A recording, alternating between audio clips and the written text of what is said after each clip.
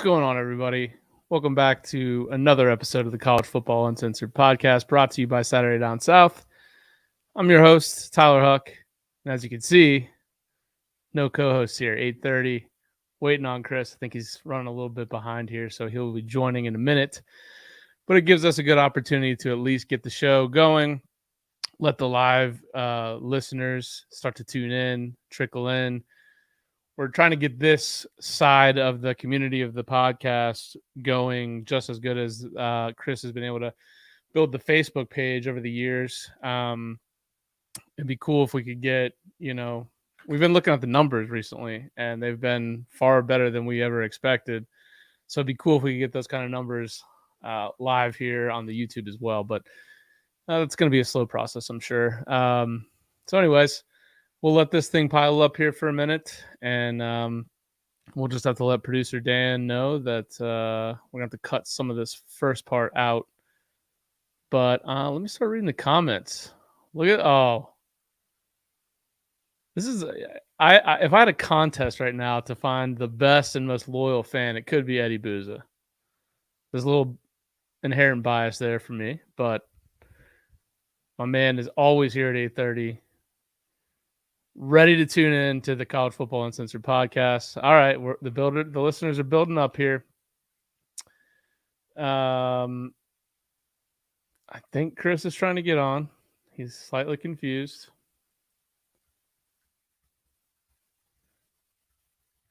How's everybody doing today? It's Tuesday. I know we didn't record last week because of July 4th, and then we unfortunately had an emergency come up last night before we recorded. And so we had to push to tonight. Let's see. We got William Gray in here. He said, I made it. Go Dogs. We've got Tiffany. It looks like it would be Canada, but maybe it's Canada. Good evening, y'all, from Tiffany. We got Carson Becker in the house. Let's go. Houston Texans fan. St. Jean 74. Chris is going to be late to his own dang funeral. That's pretty funny. Let's see, Larry Pilgrim in the house. This is good. Glad you guys are building up here. We're already at double digits. Yes. William Gray watching the Bravos. Something was up with Freed last night. I hadn't seen him. He's one of the better starting pitchers in the league as far as walking guys in terms of just not walking many. And yeah, he walked 5 Mets last night, which I think is definitely a season high, maybe a career high. So I don't know what's going on with him last night. I think he came out of the last game early, injured. So we'll see. And then Brad Gordon says, hey, guys, what's up? First time seeing y'all live. Roll Tide. Roll Tide, sir. All right. We're going to add Chris to the stream here. My guy in the house. Hello. We are live. So we're just letting it pile up. We got 14 listeners in here already. Carson says, if you were able to choose, would you want to join the SEC? Oh, for sure. It's got to be the SEC or the Big Ten or nothing, but I would prefer the SEC just given kind of where I grew up, the games I'd like to see. Either way, you're going to make a ton of money, and you're not going to make a ton in the ACC, so got to get out of that, but I don't know. I texted DK last week because it hit me like out of the blue that like the biggest nightmare for Danny Cannell could possibly come true with expansion. and you know how much of like a sarcastic dude, like I don't say troll, but like you know how sarcastic he is. He's going to just ease right into pretending he's always loved the SEC, and people are going to lose their fucking minds. It's going to be awesome. Well, he said on our show, which, by the way, I think it's the first time he's ever admitted it, that he has levels of trolling when he's on TV. He feels like he's a lot more unbiased, whereas on Twitter, he's pretty much maximum troll. So, I mean, I'm sure that was probably the first time he admitted that. Like, we're really trusting. People really, really trust us. It's true. It's true. So what's going on, man? It's been a couple weeks. Just got done with let me do the math on this real quick. 9-hour meeting with our corporate squad. A 9-hour meeting. Wow. It was actually pretty great in terms of like kind of getting it, because we got bought out last year, and like that happened a couple weeks after everything happened with like the breakup. And so I was just like, Jesus Christ. Like, so it's been like, I mean, it's a company that's overseas, and like, we've done really well. But it's like, sometimes like, like, I don't really know the direction we're going in or whatever. So this is like super cool to like learn about the company.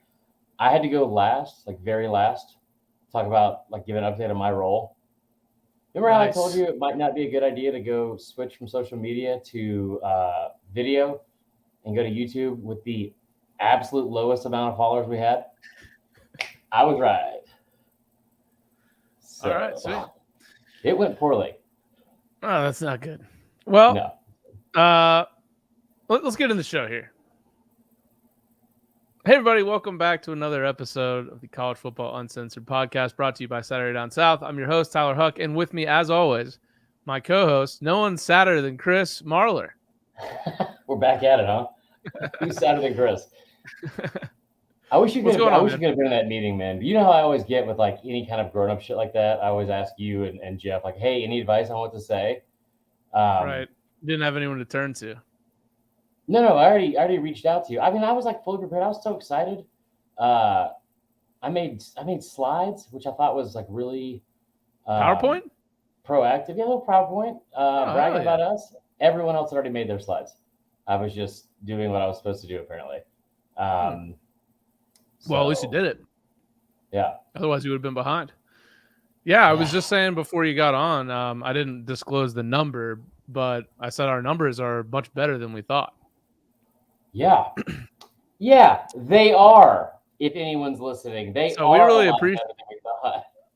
We really appreciate every one of you guys. Our numbers, especially in the fall. Of course, the off season is definitely slower, but in the fall, our numbers were outrageous last fall. We're hoping this fall will be even better. Trying to continue to grow this thing. We're implementing new things like these live streams, so I appreciate you guys, early adopters of the live stream here, tuning in every week. And of course, this still goes out to Apple Podcasts, Spotify, and the like. But yeah, we are getting ready to go into it. I think somebody asked, are both of us heading to media days? You are going to media days, correct? Yeah. Yes, that's going to be great. Credentialed me again, so that's nice. It's the official kickoff of football, really. SEC media days. Have you seen the list though? Like the list of people that are attending? Like the players? Yeah, not like just the media.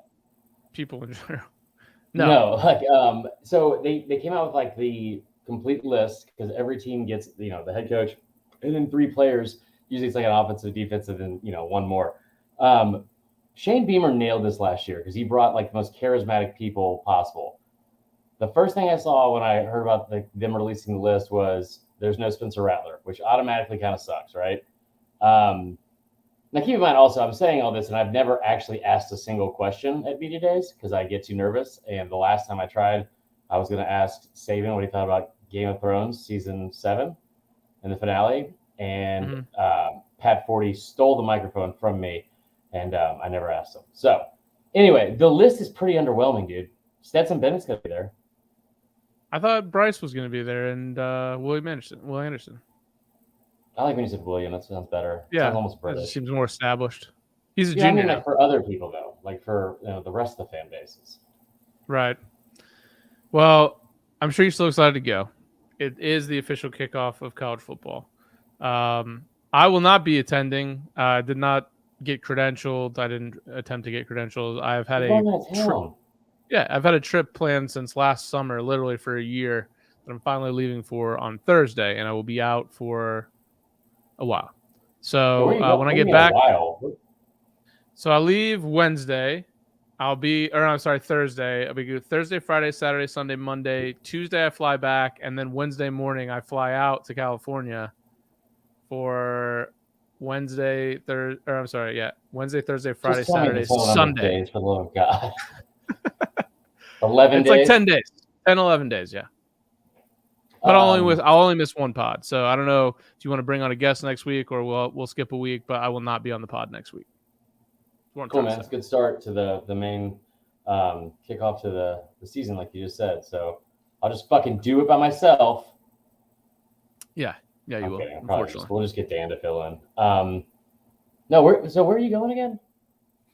I'm going to Sandals. I'm going down to the Dominican for my first trip. Just me and the wife joining some neighbors going down there, and no kids.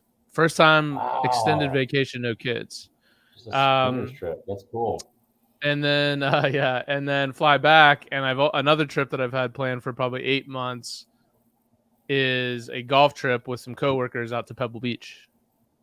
Oh, that's fun. I'm not good at golf at all. I get lucky to break 100, and yet I'm still very excited about that. Yeah, that'll be a blast.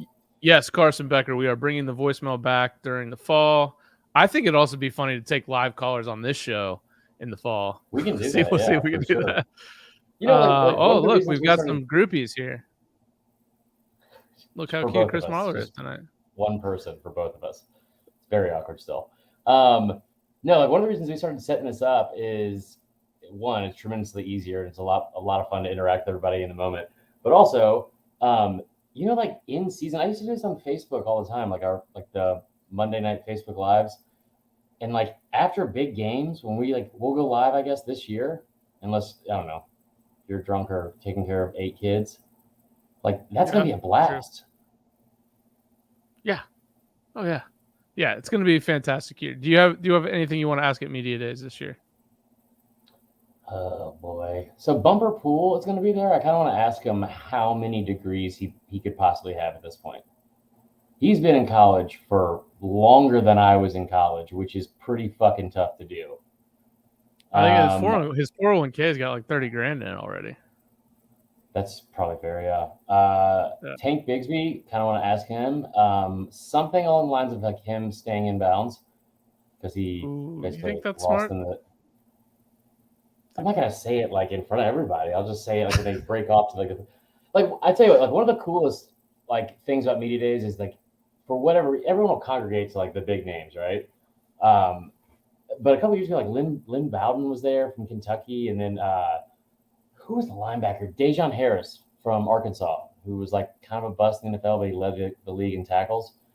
They just were sitting off at their little side tables doing the one-on-ones, and no one went over there. So I talked about tattoos with Lynn Bowden. That's kind of what I want to do more than anything. Is not talk about football. Yeah, it's kind of like what we do on this show, and what we've been doing for the last 20 minutes. Yeah, that's fair. That's very fair. So do we want to start with just maybe not a college football story, but just a fun story to talk about in general? Because I feel like this story is kind of right up our alley here with Zach Wilson. Let me tell you something. When you hear the phrase Mormon Sex Scandal, what comes to mind besides boner alert? Because Mormons are they are trending really, really well right now. I mean, they're not trending well. They're just trending a lot. Almost everything you hear about them is bad. Bad. Really? Okay, so I feel like every Netflix documentary I've watched in the past year is some guy with a bunch of sister wives. What in the hell is this? Oh, is that her? That is, yes. Okay, so let's get into this here. Yeah, this is great. So this is Zach Wilson, who looks like a 14-year-old Ken doll. And this is his mother, Lisa. That's his mom. And this is Zach Wilson's girlfriend, ex-girlfriend, I should say. But they had been dating since they were teenagers, which was 3 years ago. Apparently, so Zach Wilson's roommate at BYU, they've been playing football together for I think since Pee Wee football, potentially just high school. Maybe I want to be a little dramatic with it. Lived together in college. Best friends.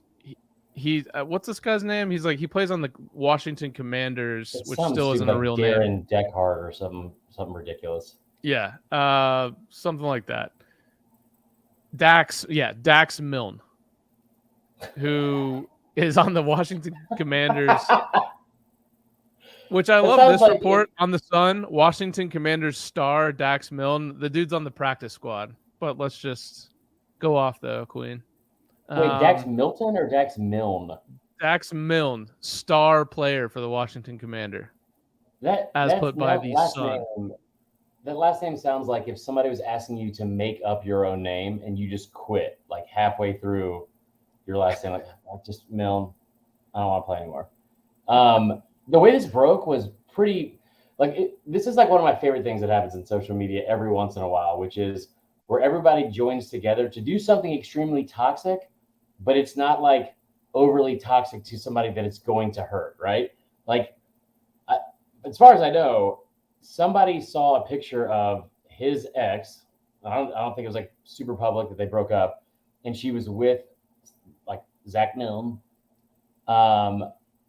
at like the beach or something like that, and like immediately people were like, oh shit, Zach, or what's his name, Zach Wilson's ex left him for his best friend.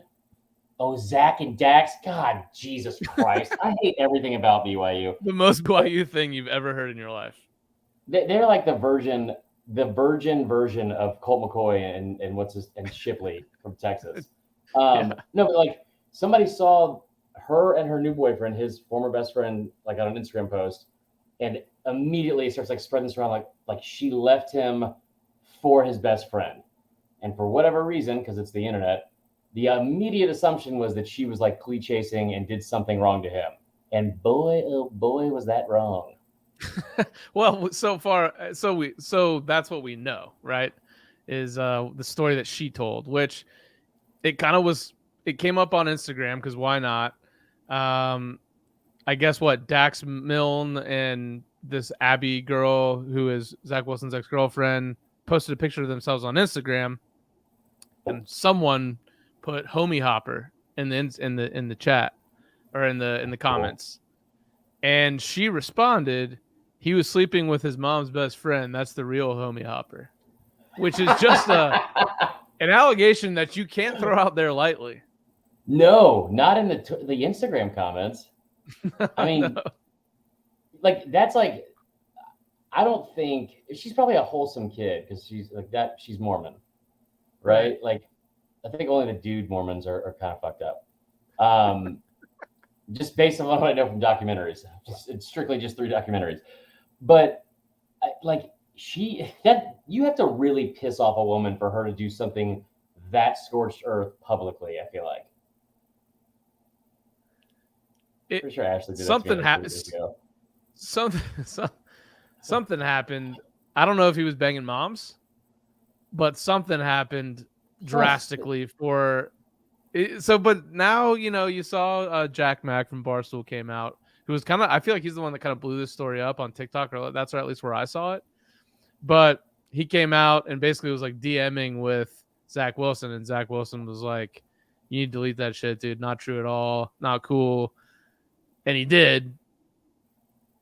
But yeah, but it was Barstool, so no one saw it. That's good. Right. So I don't know. So you believe this? You think this actually happened? You think Zach Wilson's just tapping?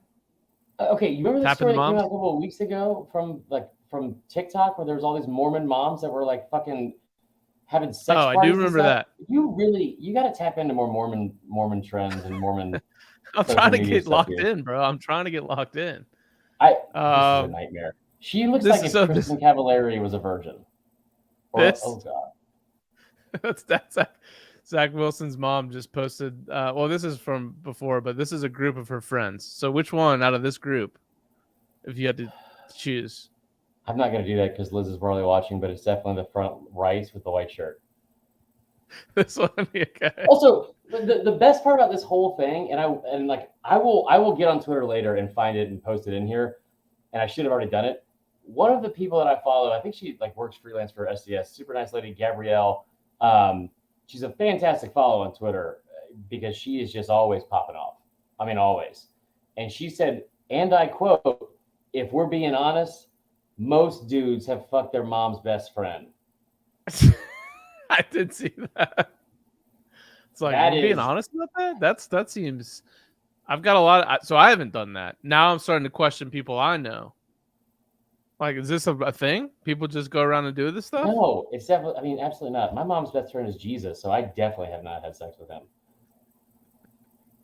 Oh God, no! It's an incredible story. Though. So, like, for her just to like right off the bat. Usually there's like a build up and she's like, yeah, it's a misunderstanding, whatever. She just went right for the throat. Yeah, that was a jugular shot. I guess let's just, we'll have Wilson watch for the next couple weeks. We'll be able to update you guys on what breaks. But this is going to be like DK Metcalf was tweeting, like, so Chad Ochocinco tweets, Zach Wilson's the GOAT, and like all these NFL players are retweeting it, being like, yup, goated. Like, just pretty fucked up. So I feel like Zach true. Wilson kind of won at the end of this. At the end of the day, like, Zach Wilson now, everyone thinks he's the man. Okay, first off, he's also the starting quarterback for an NFL team, and his former best friend is about to be a fucking Enterprise Rent-A-Car assistant manager in 2 years, and he's going to have to go back. Like, she's going to have to go live in Utah for the rest of her life. Yeah. Just let her she should join that. Have sex like one time. She should join that those TikTok Mormon moms that all sleep with each other. She should join that crew. It's like a hype house. Man, should we get like, should that have been like our spring break in college? Is like just going to like the fucking Provo? It kind of feels that way. There's been some funny stuff in the comments that I won't put on the screen, but yeah, maybe. Yeah, who knows what's going on there? If you have had sex with your mom's best friend, we don't need details because we've all seen Pornhub. But like, you just give us a thumbs up. Let us know. We just know to respect you from now on. All right, so let's get into your Notre Dame content that you put out this week. Did you ruffle some feathers with that? I didn't think this was up for debate. Josh Pate called me out first and last name on his podcast, which I was so upset about that, and it didn't get me any new followers because of it. No, I was pretty excited about that. He shouted out you on a late kick? Yeah. Love that. Did he drop the pod name, or did he mention that he was on our pod at some point? No? Okay. He said, I think he called me Connor and said something about the SDS pod. No, so basically, like, somehow it got brought up. And Josh Pate is like, I probably respect him, like, probably top 5 people in this business, right? Like, he's a super hard worker, and he's super knowledgeable, and I love, like, the way he explains things. And I don't really I agree with a lot of his takes too. When he called you trash. He called me trash? That one I didn't agree with. He called me trash? Nah, Carson said he listened and he said trash take. He said you had a trash take. Okay, so I'm not wrong about this fucking take either. I'm not. All right, so let's get into the take. Okay, so we have 2 deep dives on this episode. So strap in. It's going to be 3 hours brother. Long. I'm going to read off the entire list of second-round draft picks from 1947. No, I'm kidding. I don't even remember how it got brought up, but somebody was talking about, it might have been Pate, that it was Notre Dame scheduling. And we've made fun of Notre Dame scheduling on here before because I'm not saying they don't play a difficult schedule, and I don't really give a shit they're not in a conference, like, at this point. But I'm not impressed with you playing like a 7-5 Stanford team at home and then traveling to play all 3 military institutes and like one of them at fucking Yankee Stadium. That does nothing for me. Just nothing. And every single time they get on a big stage, they shit the bed. And I feel like in college football in general, right? Like you get a lot of shit because you're a Florida State fan. Tennessee fans get a lot of shit. Like there's some teams. Is there any fan bases that just don't, like, nobody gives them shit? Like, oh, these guys are actually pretty cool. I was gonna say Arkansas, but that can't be real. I mean, not in the SEC. Yeah, remember Big Game Boomers on our podcast? He said they're the worst fans out there. Mm-hmm. Yeah, I mean, I've had like Idaho. I don't think anybody. I think Montana's like, fuck Idaho, dude. I hate the Vandals. You don't know that? Have you been out there? No, I've heard the Montana Idaho rivalry is real. If you think that's real, you should see their mom orgies. It's fantastic. Shouldn't have said that. That was a bad joke. Anyway, no. So like Notre Dame has become like the butt of a joke, and it's become this cliche at this point about every time they get to the postseason, they get boat raced, right? Any game of significance, they lose, and they lose badly. And a lot of times when shit like that is said, there's usually a lot of embellishing or exaggerating that goes along with it, right? Like UCF was like the punching bag for a long time. I'm trying to give another example, but of course I can't. The Notre Dame thing, I looked into it because their postseason, like this Notre Dame team this year, it's a first-year head coach. They're going to be a top 10, maybe top 5 team. They're going to be really, really good. They were good last year. I wonder if, and I want to hear like what the listeners think too. It's unfair to judge this team based off of past failures from the same school. But also, is it? Do you know how bad Notre Dame is in the postseason? Like in BCS or New Year's Six bowls. When's the last time they won one? Like any bowl at all, or like a New Year's Six bowl? BCS Have they ever or New even Year's won Six it? bowl? Gotcha, motherfucker. They've never won one. They're 0-8. So 0-8? 0-8. They've been eight times, and they have lost 8 times. Also, 7 of the 8 losses have been by 14 points or more. The only I was about one to say, I remember a lot of blowouts. Yeah, they lost all 8 of those games by an average of 20.6 points per game.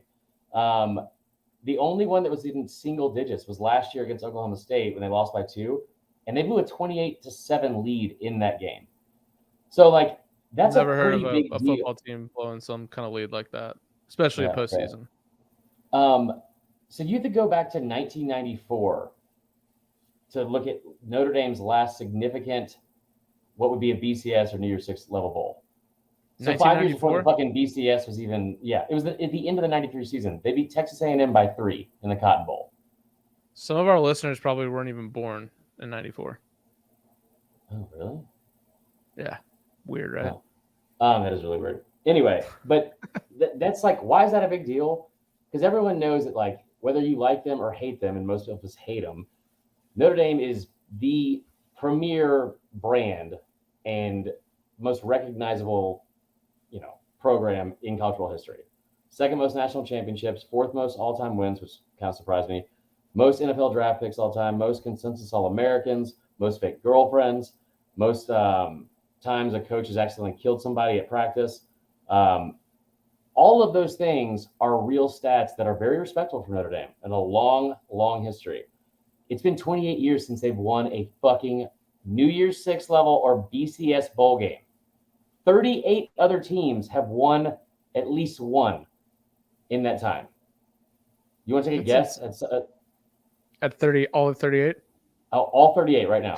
That's how I want to fill this time. This is content. No, but it seems like Georgia Tech, Houston, UCF has 2. Boise State has 3. That's more than all. Right? Just throwing that out there. Houston beat Florida State. Great. Yeah, sorry about that. Oregon Utah. State, I think. Utah has like 4. What are you even talking right now? Anyway, those numbers are outrageous though if you're Notre Dame, and the fact that they're not even close, like, it blows my mind that they could be that bad in the postseason. And this is where it goes back to talking about, like, I guess why it is important and kind of frustrating that they're not in a conference. Because when the BCS started in '98, Notre Dame had a contract, agreement that if they reached 10 games, they automatically got a berth in the BCS. Automatically. That's insane. I feel like they've just had it on easy street forever. Yeah. No Catholic guilt even, which is like probably like should have been their biggest obstacle. That like 10 wins guarantees you the BCS. You like the ACC is like, yeah, you can join in every sport but football, no worries.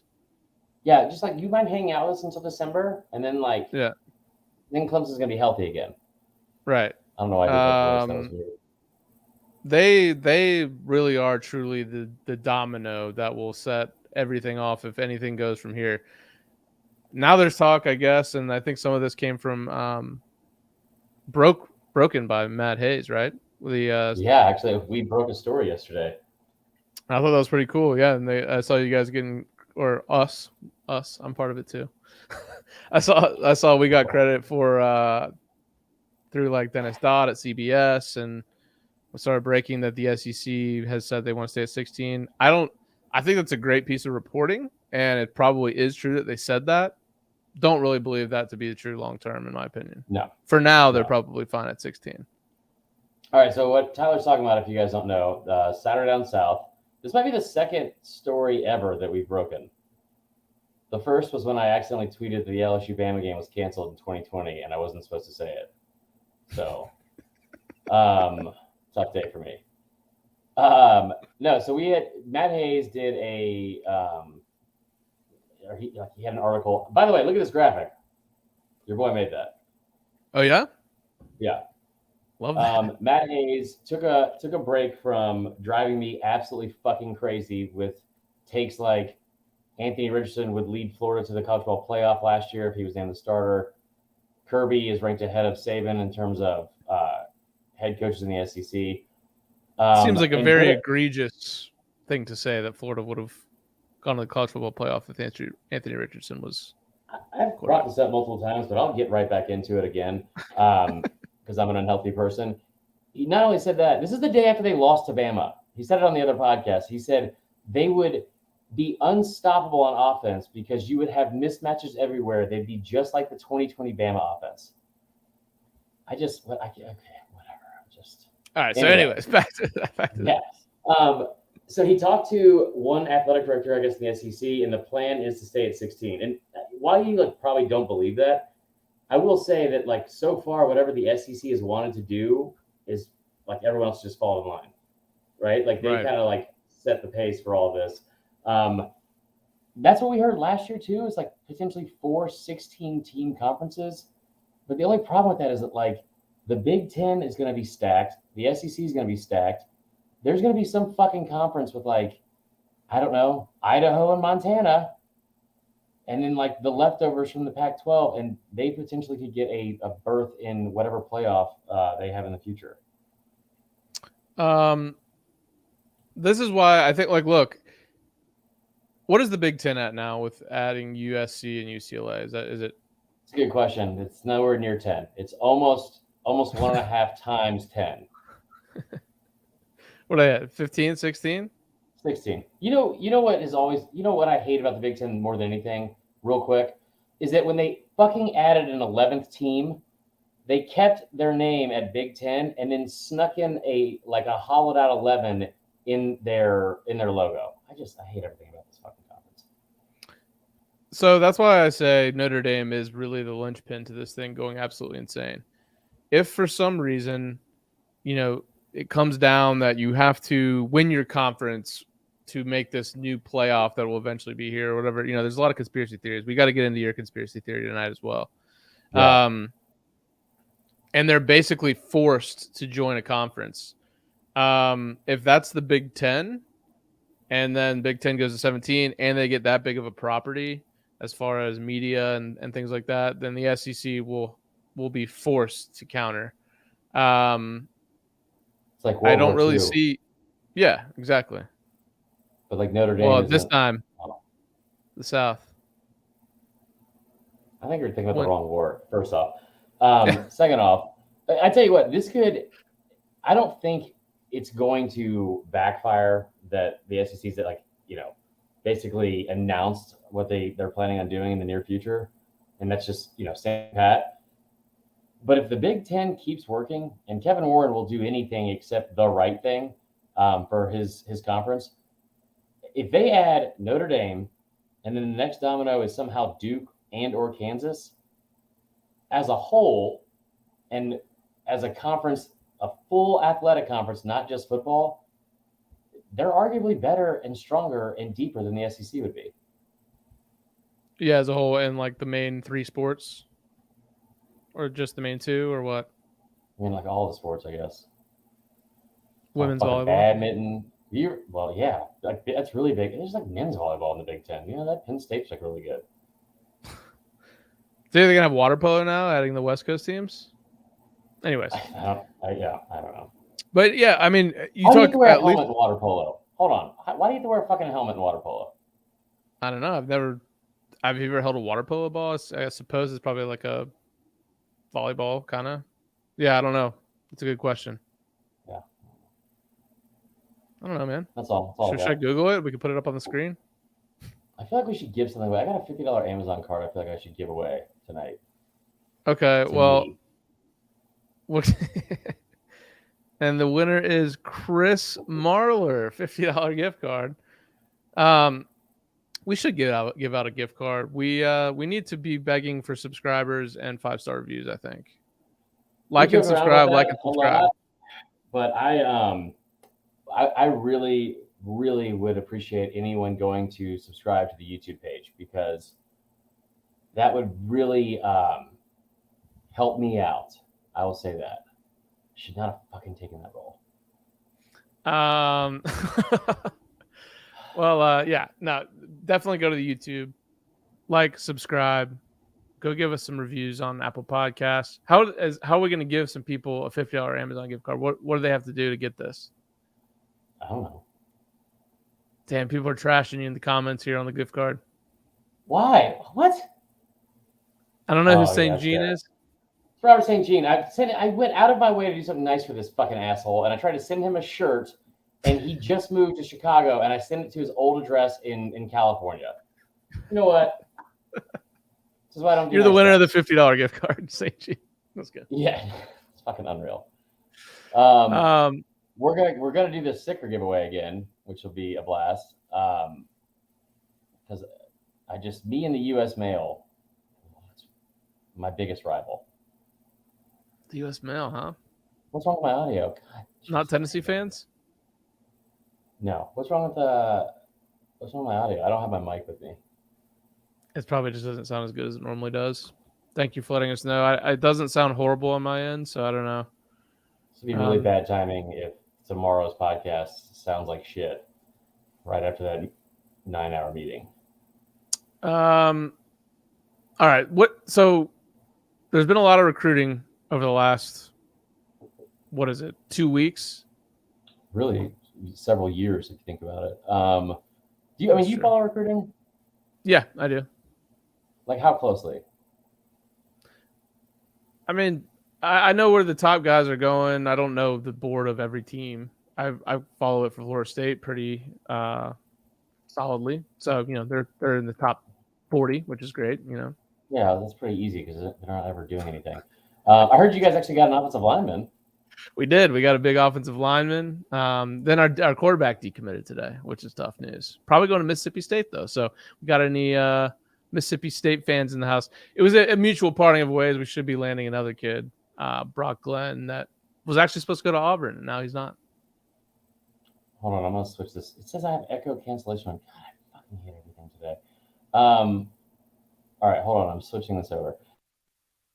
I can't keep up with recruiting because it's fucking never ending. But I noticed that, like, over the this past sounds week, much worse, by the way, on the audio. I think you're fine before.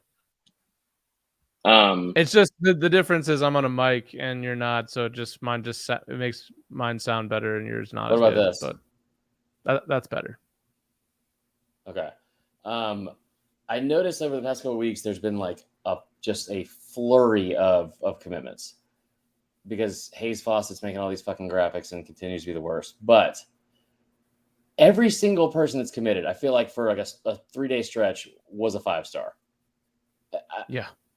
It's like it felt like there was an unbelievable or an unreasonable amount of 5-stars. And I said this a long time ago, like on this pod with the NIL stuff and like not even just NIL, but having NIL agents whose specific job is trying to get 17 and 18-year-old kids paid, which is, I feel like, so fucking weird and creepy and all the things like that. Yeah.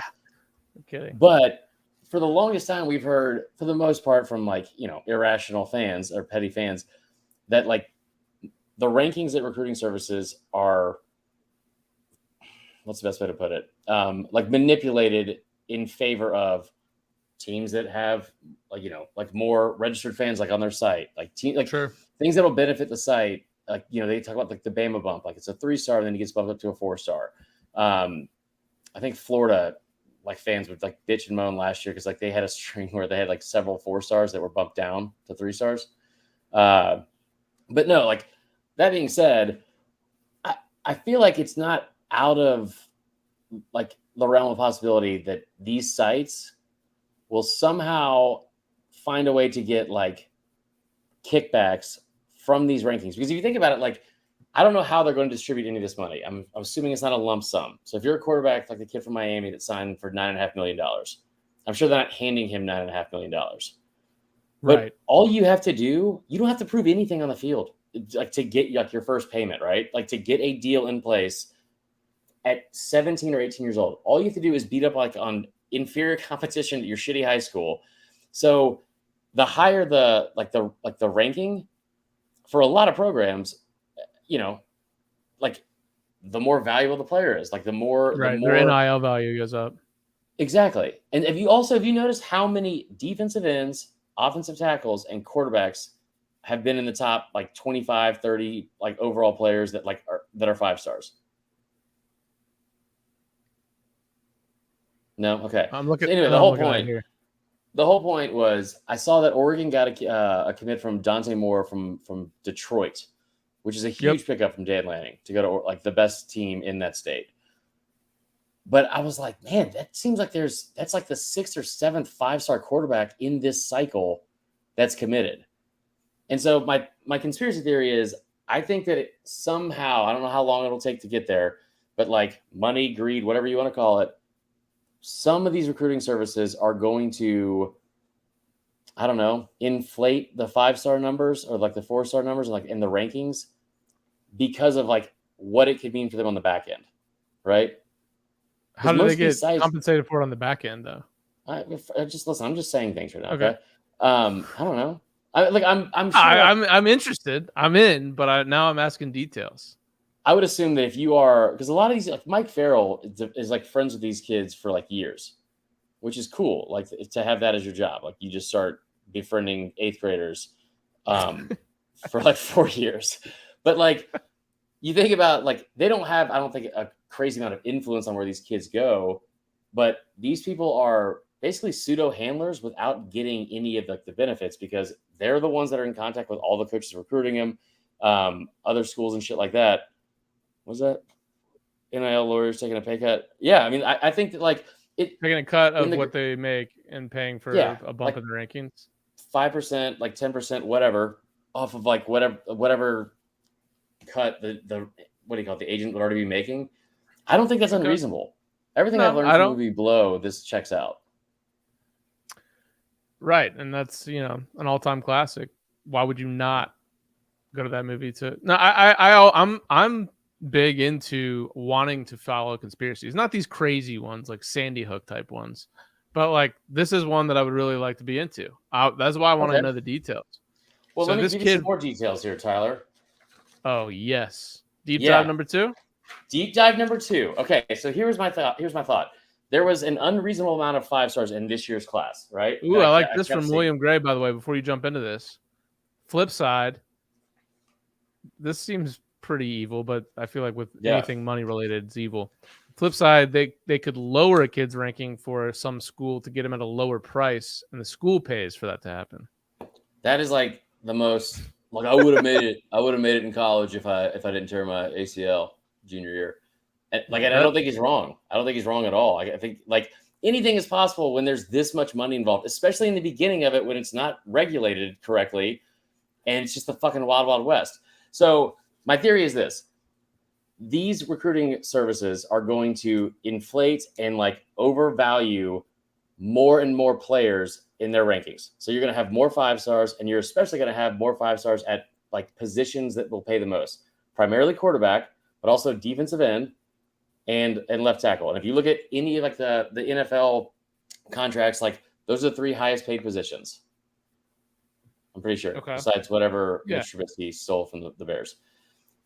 So my theory is this: you're going to have more and more 5 stars than you've ever had before. So I brought up my notebook and my number 2 pencil and looked back all the way to 2011, right? So just like since Cam Newton's year, because I couldn't bear to look back at that recruiting class. That is, what is it, 2, 3? It's like 12 classes. 37 5 stars in this year's class. That's the total number of 5 stars. That is tied for the most ever from 24/7 Sports. 37. Okay. Do you That's a think lot. that they don't finalize their rankings till like towards signing day? Maybe that gets cut down. Is that historically what I mean, happens? possibly, yeah, but still Yeah, 37 is a lot. And so, yeah. like, No looking into shit. Yeah, that, usually it's like the top 20. You would think. right? Like, usually, like, I mean, I was a lot of these actually were over 30. There was only one, two, only three classes during that time span had 30 or less, which I was really surprised about. Okay. But Yeah. the quarterback position, which is I've never seen a like position as a whole have this much talent in terms of like recruiting rankings as I've seen this year. There are 6 5-star quarterbacks in this year's class alone. 6. And 3 it's of the what top 4 players in the country are 5-star quarterbacks. what's even crazier to me is that you start to look at like a lot of these guys are already committed. And typically you would see out of these 5 stars, we talk about NIL and how it's changing the Mm-hmm. game and it's making, the elite teams better. But if you look at this, it's insane to look at the top, let's go top 15, all 5 stars, obviously.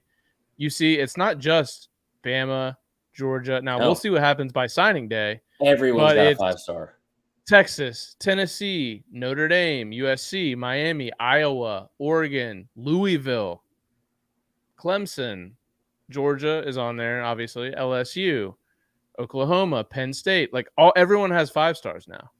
There are 6 teams. It's July. There are 6 teams with at least 2 5-stars in their class right now, which that doesn't happen. That just does Right. not happen. Usually it's like Ohio State, Clemson, Georgia, and Bama. And Yeah. so again, looking at quarterbacks, there are 6 5-star quarterbacks in this year's class. Does that sound like a lot to you in comparison to like what you've Usually I seen in the would think there's past? only like 2, maybe 3, usually most years. You're so good at this job. From 2011 to 2000, right? I'm sorry, to 2020. So basically, right before the NIL stuff started, like be impactful, because even though it wasn't in place yet, guys like Bryce Young and all those those recruits, it was going to be like in place once they were in school. So over that time span, there have been 32 total 5-stars. 16 have been in the past 3 years alone. From 2011 to 2020, there was never a single class that had more than 3 5-star quarterbacks. That's it. In the last 3 years, there have been 6, 4, and 6, which was the most all time each time it happened. So that's 4. And there's also 5 already in next year's class. Wow. Interesting. So essentially you're saying this is going to be a continuing trend if your conspiracy theory is right, that there's going to be more and more people involved, men that try to get their clients, their underage minor clients, these big time NIL deals. You're just going to see this more and more. Then is a 5-star really even a 5-star? And then what are we talking about? Do you even know who's good and who's not? Well, I mean, You got to if you watch look the at the tape. history of And these you got to be rankings, big by the tape. way, You got to be big tape guys like us. We just dissect film all all day the to time. know Yeah. who's going to be good. I mean, usually it's not like football. It's like reruns of like America's Funniest Home Videos, but like, I thought you were going to there's go somewhere something different with that. I'm glad you went to that. I did That was not. good. Yeah. And I haven't gone through the numbers on this yet, but like, it seems too coincidental to have this many offensive linemen and edge rushers and quarterbacks. I mean, like, again, 6 5-stars. That's never. Oh God, corporate just messaged us. Shit. That's never happened. Like Like I we're said, on The Office. it's so. Oh God, corporate just messaged us. Anyway, no, I thought that was really interesting, and I wonder how that's gonna play out. But I mean, I used to pay attention to recruiting all the time, and I've never seen 3 of the top 4 players in the country, like, unless they're just like, I don't know, this is the most talented crop of 17-year-old, like, I don't know, gunslingers we've ever seen. I mean, you think about like Deshaun Watson was a 4-star, and I know they're gonna have misses and stuff like that, but like in the past, they've never, I feel like in this position especially, they haven't really tried to go out on a limb in terms of like ranking too many 5-star quarterbacks, because that's the like easiest one to criticize if it ends up being a bust. And that's probably, it's also like super prestigious, right? Like if you're a 5-star, I don't know. I keep thinking of Gunnar Keel because he was apparently a 5-star. Also Jake Fromm. Gunnar Keel, what a name. Yeah. I'm gonna buy into this conspiracy theory with you. I think we should investigate further. It would take extra work. I don't know. Are we down for it? I mean, it's just gonna be me looking up more numbers and shit like that, and Liz losing her mind. So yes, you're gonna be that meme or the GIF of Charlie Day, like he's got everything mapped out on the thing. He's like, I think going crazy. I looked all this up like on Friday night, and I was so excited to do it because I love shit like this, and like makes me feel like we're getting closer to the season. I immediately called Liz to tell her what I had found. And when I tell you she didn't give a single fuck about any of the things I was presenting to her, man, it was a tough crowd. I can imagine you pitching ideas for the podcast to Liz, and it pretty much probably goes the same way every time. Yeah, she just wants you to talk more. Well, outside of that. Yeah. Don't do this to me, Chris. You know, I get so excited about like just, I nerd out over all this kind of stuff. Oh, I do too. Trust me. I recruiting is the name of the game. It's if you don't have good players, I don't care how good your coaches are, you're not going to win 10, 11, 12, go to the playoff. Hey, brother, go lower. You don't mean 7, 8, 9. Right. These motherfuckers are on a boat. This is unreal. I should be in Austin right now. So no, but there's been some high profile recruits. I mean, obviously Arch is at the top of the list. I'll be interested to see how Arch's career goes. The whole Arch being a bust thing is starting to gain some momentum. It is, rightfully so. I think from what people have said with his tape, he's not like this legendary like QB. And Quinn Ewers might just keep that job like for most of his career. Yeah, I don't know. Quinn Ewers is tough to look at. I will say that. That's going to be.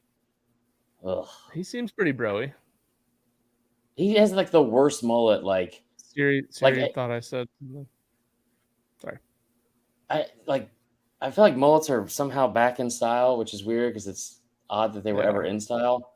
But his is like just like aggressively like trying to look like an even shittier Billy Ray Cyrus. All right, let's answer some of these audience questions. I think that's all from the content, right? No, Arch is not going to end up on Last Chance U. No. Florida State would love to have him. I don't care how this sounds, but he is way too middle upper class for that. Bets on Arch leaving Austin. I love that we're like queuing up the transfer portal, just firing up kids still in high school. Yeah. Hasn't even got to campus yet. What if he just never even goes? What about that? He just goes straight to the NFL. He doesn't even seem like a decommit guy, though. No. It's also the moment he committed on Twitter, the immediate reaction for a lot of people was like Quinn Ewers jumping in the transfer portal. People forget that Quinn Ewers is the highest ranked quarterback in the history of recruiting.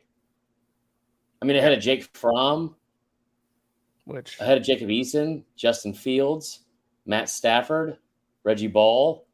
I'm talking like all-time greats. You're just naming random players. That had nothing to do with, they weren't correlated, right? No, not at all. I'm just saying things. You're just spouting out things. Okay. All right. So we got to go listen. So for those of you that are live, send in some fourth and wrong questions. We're going to answer as many as we can here at the end. I will tap in here to the podcast Facebook group to see what people have asked in here, and we will fire away. Alan P says, after your deep dive on how bad Notre Dame has been in the postseason against real competition, do you still think Brian Kelly will be successful at LSU? Yeah, I don't think that they were. I don't know. They just seemed like they were always overmatched. It didn't seem like they had a bad game plan. If you watched Manti Te'o play football and thought that guy was going to just go sideline to sideline with any running back in the SEC. Can you imagine if Georgia would have beaten Bama and he had to try to tackle Gurley? I think they were undermanned. Like they didn't, especially on the lines. Like when you play against an SEC team, they never had a chance in any of those games. They had a couple of big name recruits too, like Stephon Tuitt and I don't know. Like they've always got one guard and like just fucking fleet of tight ends at Notre Dame, but it's just it's a lesser group of athletes. I think Brian Kelly is going to do well at LSU. I just always question why anyone in their fucking right mind would go to the SEC West and try to compete with that. And I'm not saying that because being a Bama fan, but how many coaches have we seen come into the SEC West and say just so excited for this opportunity and competitive and blah, blah, blah. And then 3 and 4 years later, mainly at Arkansas, be looking for a new job. I mean, Brett Bielema left Wisconsin where he was basically guaranteed like a division title and a trip to the Rose Bowl once every, 4 or 5 years, division title maybe every year, cheese curds on deck all the fucking time. Shout out and then Culver's. He went to the SEC West. You're reading at Culver's, no free ads, but you're reading at Culver's. No, they're popping up everywhere though. Yeah, cheese curds. They've got those as like fries, basically. Like you can sub Do you think that they are popping up because of NIL? Yeah, dude. I mean, everything's NIL related these days, you know. Anyway, if Tennessee ever, this is from Michael Dark. If Tennessee ever wins a Natty, will they take the crown as most obnoxious winner? Without a doubt. I mean, it's tough to say, but I feel like we're kind of living in the times. I feel like when Auburn won with Cam Newton, that was very unbearable.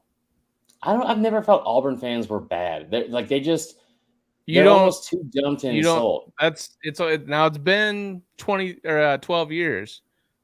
So it's been a while, but you were not like during that Cam run.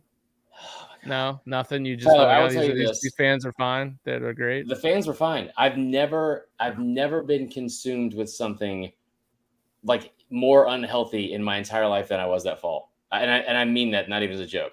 We've been doing this Twitter Spaces with people from I think me, Hunter Johnson, this guy named Paul Graham, leading up to the season on Bama Twitter. And we do it like twice a week, and it's going over every loss in the Saban era. I don't know why. I just saw it was I tuned in and immediately got it. Yeah. Every week we talk about new losses. And they'll go back and rewatch it. I haven't watched one.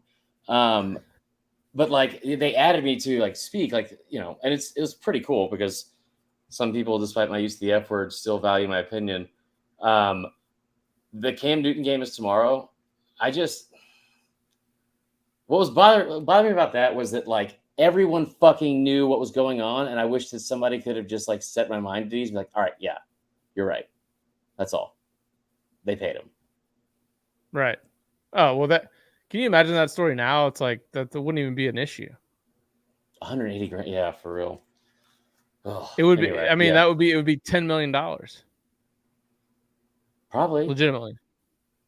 Do you think they still would have laundered it through the offering basket at his dad's church?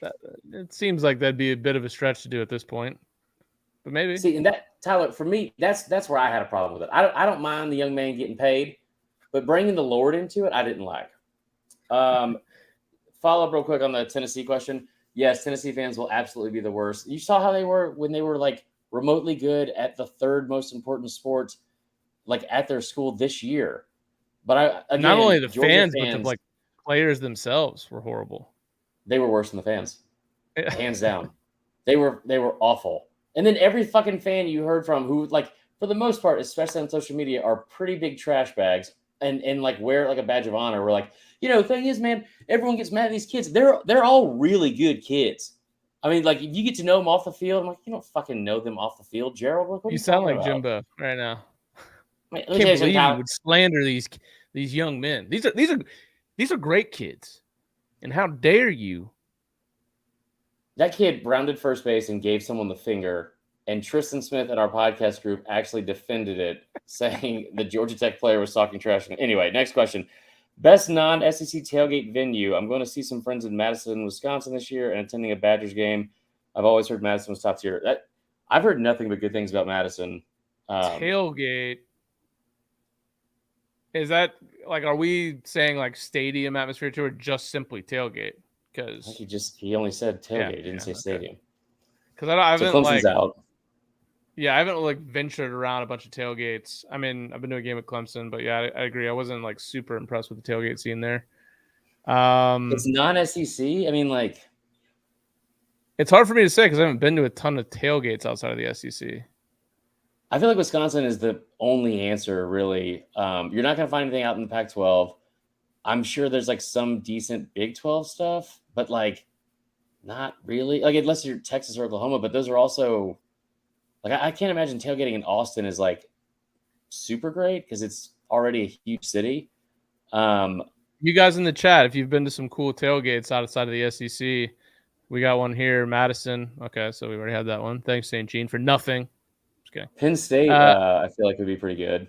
Madison is an absolute blast tailgate. The entire town shuts down, and the streets are just lined with people giving food and booze away. Well, that sounds amazing. It's like fat Mardi Gras. I've been talking with my buddies from school about like once we get maybe our kids get a little older, we do a get together every year. But it's just like going down to Florida and like fishing and hanging out. But I want to get a rotation of we go to one game a year. It's on Florida State's bye week. Yeah. And there's got to be some good matchup somewhere in the country and just go out to the game. And every year that you can't double up a city. So you just go to different games. Florida State not involved. Like we're just going as a neutral observer. I think that's like my ultimate. I want to get to that in like 5 years. Yeah, it's cool that you want to go to all these stadiums without your podcast partner. Well, you're going to be there too. Don't worry, dude. I kind of feel like when we just like make this, like this becomes like an actual television show and there's like 13,000 viewers instead of 13 on the YouTube video. Not a lot, right? Yeah. I think like 13,000 on a YouTube video concurrently would be pretty good though. It would be an overwhelming amount higher than any other video we've posted in the last 6 months. Right. And like watching live too, like that's pretty hard to do. Yeah. Anyway, fine, 13 billion. We need to figure out a way to do this to the Facebook, SDS Facebook as well, because all of those were like apparently I did a live right after the Bama Auburn game, where I was like behind. Well, remember, like I was behind and I thought Bama lost. So I like already wrote like on social media, like congrats Auburn, blah, blah, blah. And I was like a total douchebag, which I didn't care. Anyway, I will say, like, I don't think a tailgating standpoint, it would be worth it. I really want to get to UNC just to see that campus. I think that, yeah, UNC would be cool. So, yeah, I like that. So I can't speak on tailgates. Madison's definitely on my list of a college town I want to go to for sure. Would you rather go on a 12-hour road trip with an A&M fan talking about traditions the whole time, or a Tennessee fan with Rocky Top playing on repeat? Definitely number one. First off, happy belated birthday to Mickey Jeremy. We're supposed to go see and celebrate with him in Nashville this past weekend, and I couldn't.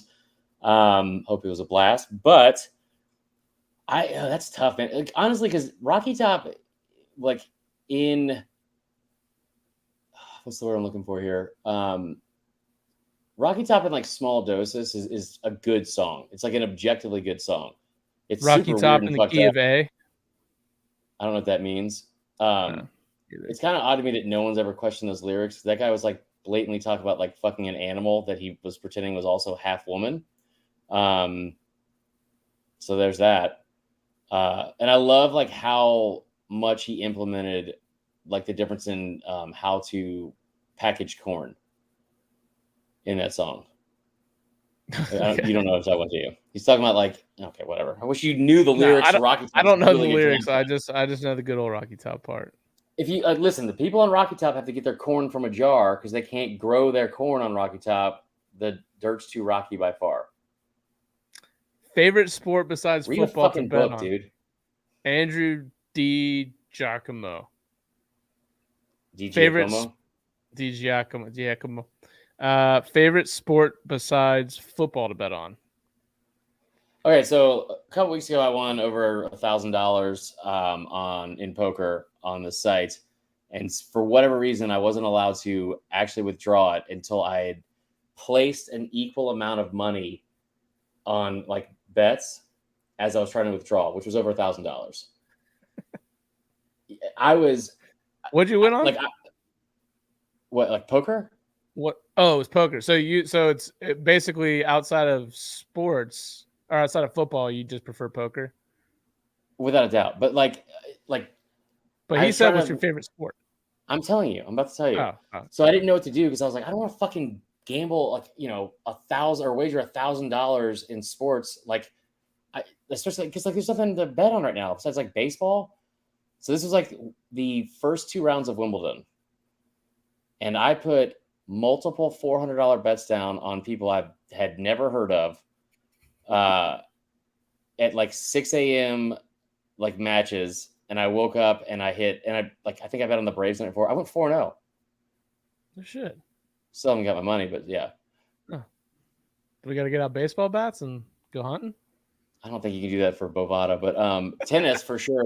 Just, tennis, if you're like really, if you ever get to a bad place, not saying I've been there, but I have, if you ever get into a really bad place where you're chasing, you can live bet tennis every point. Every point. Yeah. My version of chasing is like being down big and then just on a Saturday, during all the games, and then just that 10:30 Hawaii game starts, and you're like, you know what? I'm going all in on the Rainbow Warriors. Parlay with the over. Yeah. I like doing baseball props, so like over under strikeouts for pitchers and shit like that. I don't like betting on baseball games, and then I like doing like PGA. I bet on like top 20s, top 5s. I do a lot of DFS, like DraftKings. I do a lot of golf gambling too. Yeah. See, I don't really understand golf gambling. Baseball, for a while, my favorite bet to make was the no runs in the first inning. And I would do it. It made so much sense to me because it's like you have especially if it's like an ace on the mound. I remember probably placing like over the first half of a baseball season 30 or more bets on that, like over time. And I was like just casually watching some show. I think it was like Daily Wager, like it was on the background. They were like, so interesting facts about the first inning no run line. The most scored inning in baseball this year and every year for the past 7 years is the first inning. And I was like, God, fucking Jesus Christ. Would have been nice to know that at some point. Placing these well, I mean, it makes sense because your best hitters in the beginning, but whatever. Let's see. I think we've answered some of these before. Favorite place to sit at a baseball game? Been on? What? Favorite place to sit at a baseball game? I like that one. The dugout, bro. No, it's definitely those seats behind home plate where they wait on you like the fucking kids from Angels in the Outfield. Yeah. There is no better answer than that. I've done it once. Like I sat front row, right? Like it was literally the Braves on deck circle was right in front of us, and never left, never had to leave. We didn't. No, they just keep coming to you. Yeah, they just keep coming, and I was like a child. I was like, I'll take ice cream. Everything's free. I'll take ice cream. I'll take cotton candy, more beers. Whatever it may be. Fantastic. If you ever get a chance to do that, absolutely do it. I also get to see us speaking of just like specifically the Brave Stadium. They have this like legitimately huge clubhouse in the middle of center field. That's like the Home Depot clubhouse. Oh yeah. And it's got its own entrance and all this stuff. You go up there and they've got like a nice spread of food up there. You get to put the K's up when like the home team pitcher strikes out somebody and you put the K. Marler, you disappeared. There you are. Oh, damn it. And that's a dangerous game, man.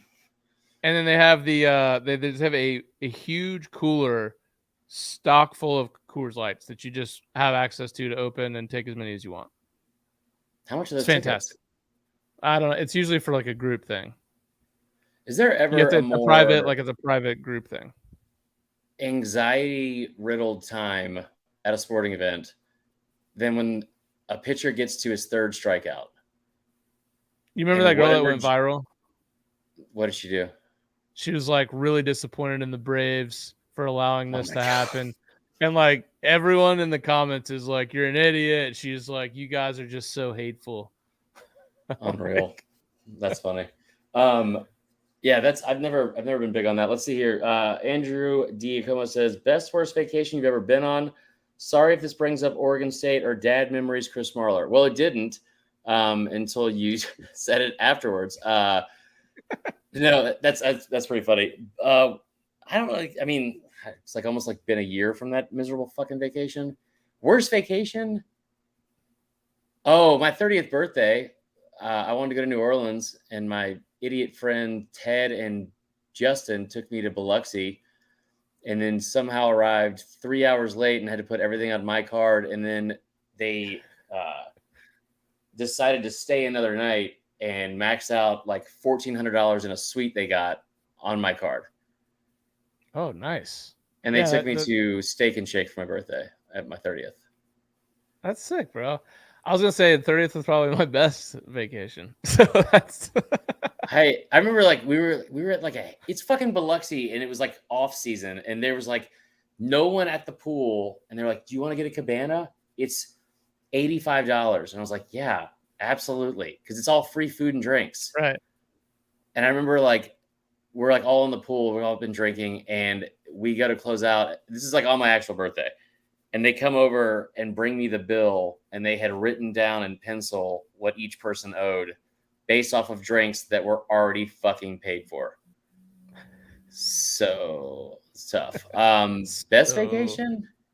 What's the best vacation?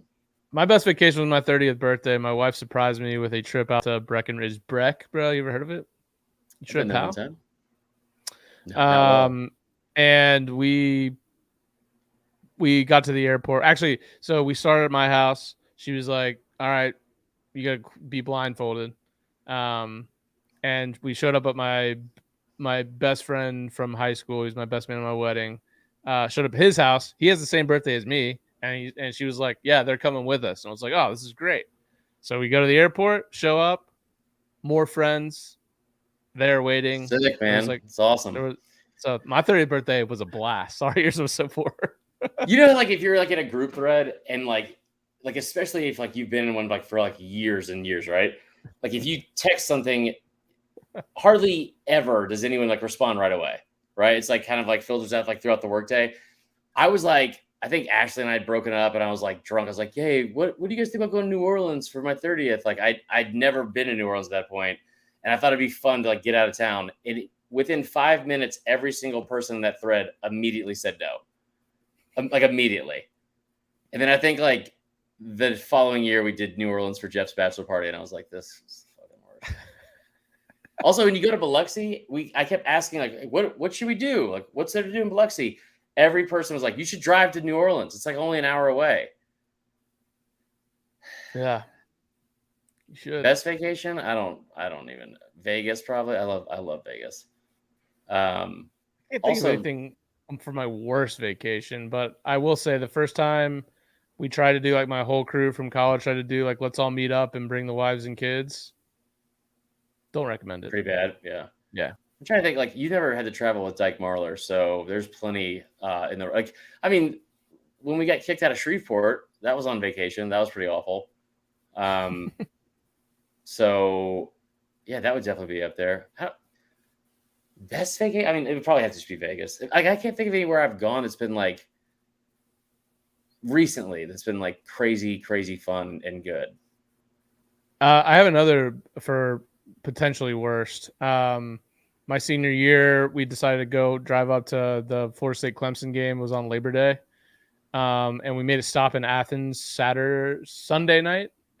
And we went to I can't remember the timeline of events, but I think we went to the game. They opened up with like Oklahoma State or something like that. And then we went out that night and went to my buddy's like fraternity, and they had a big party, like a band party. Took my buddies, one of my buddies, I think he might be watching live potentially, but he'll hear about it after if he's not. We call him the Animal. So always getting in trouble. He was detained at my bachelor party in the basement of the Cosmopolitan Hotel in Vegas. In the basement? Yeah. Oh yeah. You gotta like really fuck up to do but that. he messed around with a girl he probably shouldn't have messed around with at this fraternity party, so we all get kicked out because we were about to get our asses beat, and we had nowhere to go. 2 a.m. So we had to. That's right. It was the night before the game, so we had to drive all the way back to my parents' house in Alpharetta. From where? From Athens at 2-3 in the morning. Got to their place. They weren't pleased with that.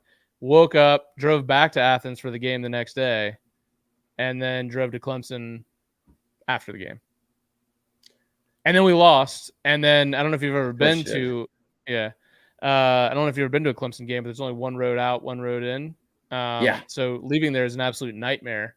Plus, it was on a Monday. God. So is Liz still here? And we drove back from Clemson back to Alpharetta. That's not that far of a drive. I would say it's not fun when it's after a 8 p.m. kick. You've been drinking all day, and then it takes 3 hours to get out of the parking lot. For the sake of sanity, I will say Liz took me to New Orleans for my birthday this year. We got to hang out with Mickey. That was a blast. But like, I'm going to get in trouble for saying this. My favorite vacation, probably not because of who I was with, but Dewey Beach, Delaware is the most fun I've ever had on a vacation. I remember like going up there first time because I'd never heard of anything from Delaware. And I walk into this bar called Bottle and Cork, which I got dressed up for because I thought it was like a wine bar. And it was just like a fucking dirty like beach bar. And I walk in and there's like this, band playing cover songs, whatever, like on stage. They stop the song mid-song and there's like a 97-year-old World War II vet in the front row for whatever reason. I'm assuming he got stuck there and couldn't leave. And they stop what they're doing, stop the song, and they get the entire crowd to start singing the national anthem, which was like that's what I walked into, which is awesome. And I was like, man, this is fucking great. And I turn around to go get a beer, and I bump into this dude with a baby stroller. It was Dave Grohl from like Foo Fighters because he had a house in Rehoboth, which is the next town over. Rehoboth is where Biden fell off that bike. So we're like hang out there for a while, and I don't know, like 20, 30 minutes later, we look up on stage, and Grohl is just sitting up like at the drums and played with the band for like 20 minutes. That was insane. That was the first 30 minutes of the trip. And it was a Red Sox bar. That was the first 30 minutes of the trip. That's like the coolest thing anyone's ever done. That's not the case. I mean, there's probably a lot of other cool things people have done. That's I flew coach, so it wasn't that great. All right, last one here in the live chat. Best non-SEC or FSU sports venue. We've already answered that one. Environment you were most positively surprised by. Just the environment. College, pro.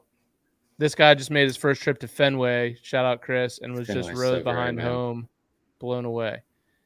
I feel like the pro thing throws a wrinkle. Yes, I did spill beer on Carson's or on Girls Baby.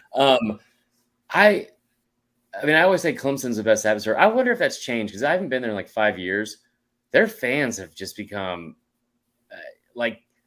they're Mormons or BYU fans, but like with like probably a little bit of a drinking problem in secret.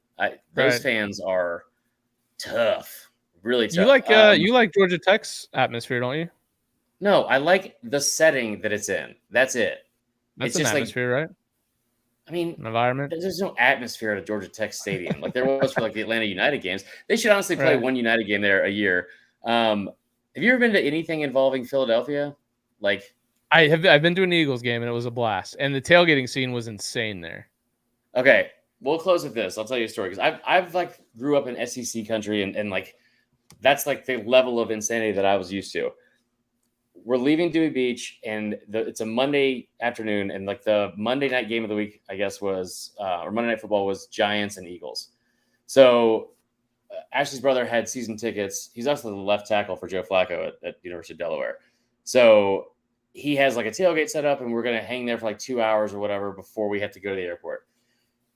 I pull up, and there's like this deaf Giants fan walking through just a sea of Eagles fans, and he's going, "Boo, go Giants, go Giants," and like just openly, that was a very good impression, just openly talking shit to like all the fans.